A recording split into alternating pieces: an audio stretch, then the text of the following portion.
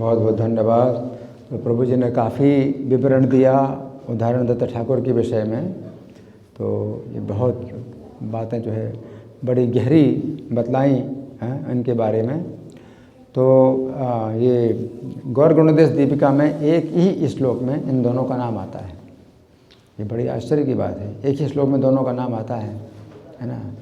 और जबकि ये महेश पंडित 7वें गोपाल हैं और उदाहरण दत्त 11वें गोपाल हैं। एक ही श्लोक में नाम आता है, तो इससे कुछ संकेत मिलता है कि इन दोनों का एक दूसरे से आध्यात्मिक जगत में संबंध है। और नाम इस प्रकार के हैं, महाबाहु और सुबाहु। सुबाहु महाबाहु नाम एक जैसे लगते हैं ना।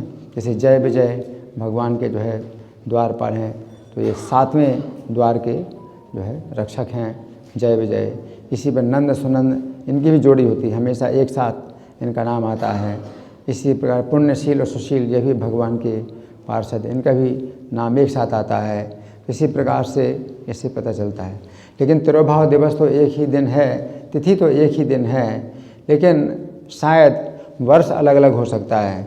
क्योंकि महेश पंडित के बारे में प्रभु जी ने जो पढ़ा या बताया, नरोत्तम दास ठाकुर ने जब वो गौर पूर्णिमा का उत्सव किया था, कहाँ पर किया था? पानीहाटी नहीं, गौर पूर्णिमा पानीहाटी में जो नीतांज गुरु ने कीर्तन किया था। अच्छा, पानीहाटी में, तो वहाँ पे पानीहाटी में रघुनाथ दास गोस्वामी ने जो वहाँ पे कीर्तन करवाया। अच्छा, कीर्तन करवाया वो अलग समय। अच्छा था, अच्छा वो है। तो नरोत्तम दास ठाकुर को देखा था। हाँ, तो खैर जो भी हो, तो हो सकता है कि महेश पंडित का तिरुभाव बाद में हुआ, उदाहरण दत्त का ठाकुर का तिरुभाव पहले हुआ, लेकिन तो अभी तिथि एक ही है और इन दोनों का नाम एक ही श्लोक में आता है।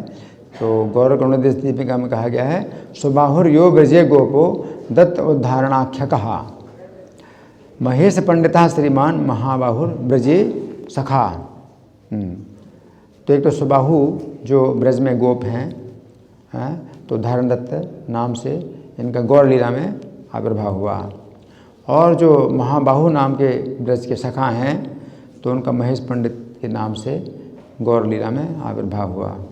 फिर जो प्यार पढ़ी, भागवत श्रेष्ठ दत्त उदाहरण सर्वभावे सेवे नित्यानंदे रे चरण।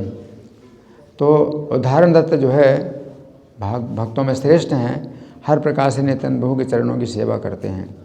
तो उदाहरण दत्त का मतलब है जो उद्धार करे, सबका उद्धार करे। तो सत्यग्राम का उद्धार किया, तो उन्होंने नित्यानंद प्रभु की कृपा से सत्यग्राम का उद्धार किया। और उन्हीं के ही वंश में जो प्रभुपाद हुए हैं, तो उन्होंने पृथ्वी के 7 द्वीपों का उद्धार किया। और जैसे पतितों का उद्धार किया उदाहरण दत्त, कि उनका पूरा जो वंश था तो वो जो है मतलब जाति से बहिष्कृत हो गया। तो मतलब एक प्रकार से समाज की दृष्टि में बहुत पतित हो गए।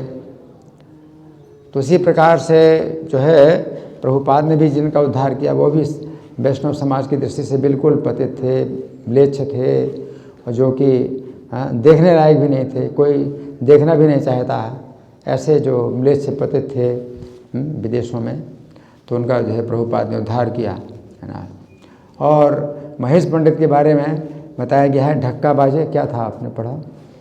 महेश पंडित का ढक्का जब बजता था तो जो है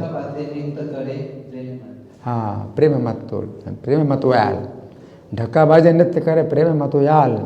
तो महेश पंडित चूँकि ब्रज के सखा थे, तो ये ज़्यादातर जो है उसी ब्रज भाव में रहते थे।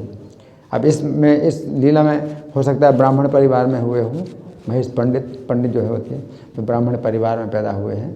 भगवान चैतन्य ब्राह्मण परिवार में पैदा हुए, तो ज़्यादा से ज़्यादा भगवान चैतन्य के अनुयायी ब्राह्मण परिवार में पैदा हुए। लेकिन ये तो गोप परिवार के थे पिछले जन्म में। तो गोप भाव में जो है ये बड़ी जल्दी इनके अंदर गोप भाव जागृत हो जाता था, है ना। तो गोपों का भाव जागृत हो, जब ढक्का बजे ढक ढक, है ना, तो इसमें जो है इनको बड़ा वो भाव जो है क्या होता था, मतलब आवेशित भाव का आवेश हो जाता है गोप भाव का। इसलिए जो है प्रेमे मातोयाल, प्रेम में जो है मत होकर के, मतवाले होकर के जो है नृत्य करते थे, है ना। तो महेश पंडित का जो है ऐसा भाव था कि वे जो है गौर लीला में वो उस भाव में नहीं रहते थे जो भाव उनका मतलब होना चाहिए था इस वर्तमान जीवन में। वो ब्रज के भाव में एकदम आ जाते थे और भगवान नित्यानंद प्रभु की जो है इन्होंने सेवा की और इनकी जो है प्रचार में सहयोग दिया। तो प्रचार में सहयोग दिया तो इसी प्रकार से सहयोग दिया कि जो ब्रज का भाव है, भगवान चैतन्य का जो विशेष योगदान है वो ये है कि उन्होंने ब्रज के भाव को जो है प्रदान किया। तो जो ब्रज का भाव है वो कृष्ण अवतार में वो ब्रज का भाव गुप्त ही रहा और सीमित ही रहा। जो ब्रजवासी हैं तो उन्हीं तक सीमित रहा, है ना। तो जो मथुरा भाव और द्वारका भाव तो ये जो है ज़्यादा मतलब फैला, लेकिन जो ब्रज का भाव है वो बहुत ही सीमित रहा। और चैतन्य अवतार में जो ब्रज का भाव है वो ज़्यादा उन्होंने जो है प्रदान किया, लोगों को प्रदान किया, है ना।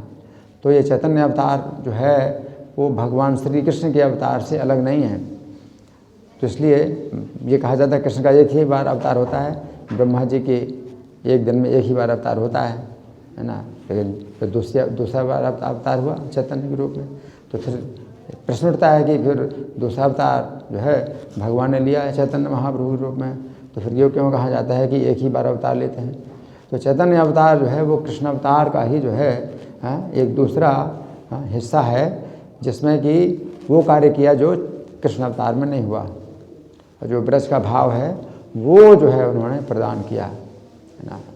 तो ब्रज का भाव, तो ब्रज के भाव में जो है गोपी भाव भी है और जो है सखा भाव भी है, तो ये भी है। और वो जागृत किया, है ना। तो जिन जीवों का जो स्वरूप है वो ब्रज में है, ब्रज के भाव में है, तो वो जो है भगवान चैतन्य महाप्रभु ने जागृत किया। तो अपने इन पार्षदों के द्वारा। और कुछ भक्त ऐसे भी थे, नित्यानंद प्रभु के संगी थे, तो पुरुष शरीर में थे वो, लेकिन उनके अंदर वो गोपी भाव आ जाता था। तो गोपी भाव में ही जो है वो जो है आचरण करने लगते थे, गोपी भाव में बोलने लगते थे, आवाज़ देने लगते थे, है ना। तो कुछ गोपियाँ थीं तो वो भी जो है स्त्रियाँ थीं ब्रज की, वो भी पुरुष रूप में प्रकट हुई भगवान चैतन्य के अवतार में, और जो ब्रज के सखा हैं वो भी प्रकट हुए। और ये 7वें गोपाल हैं महेश पंडित और 11वें गोपाल हैं धर्म दत्त। तो कुल मिलाकर के 12 गोपाल हैं। तो 12 गोपाल, जैसे अष्ट सखियाँ होती हैं उसी प्रकार से 12 गोपाल भी बताए गए हैं। तो ये 12 के 12 गोपाल भी पुरुष रूप में प्रकट हुए। 8 की 8 सखियाँ भी पुरुष रूप में प्रकट हुई। 8 मंजरियाँ हैं वो भी पुरुष रूप में प्रकट हुई। क्यों? भगवान चैतन्य अब जो है स्त्रियों के साथ नहीं रहेंगे, क्योंकि सन्यास की लीला करेंगे, तो स्त्रियों की संगति कर नहीं सकते। इसलिए जितनी स्त्रियां हैं वो भी जो है पुरुष रूप में हुई, क्योंकि भगवान चैतन्य जो है चूँकि सन्यासी बनाएंगे। राधा रानी स्वयं गदाधर पंडित बनी पुरुष रूप में।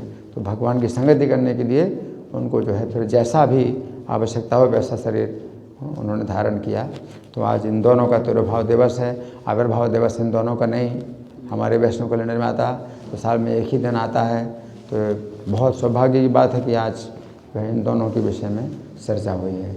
श्रील महेश पंडित तिरुभाव तिथि महामहोत्सव की, श्रील उद्धारण दत्त तिरुभाव तिथि महामहोत्सव की, श्रील प्रभुपाद की।